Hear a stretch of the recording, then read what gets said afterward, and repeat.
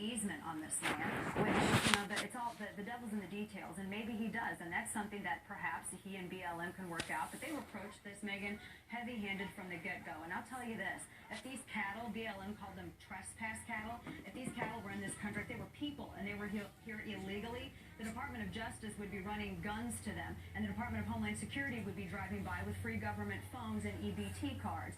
But now that they're cattle, they're actually rounding them up and killing them. He had thousands of head of cattle that's been reduced dramatically. He is the last rancher in this county because the Bureau of Land Management has used these heavy-handed tactics and has run off absolutely everybody, even those who had a valid claim to easement on this land. What they're doing is ridiculous, and it needs to stop. They're killing the cattle?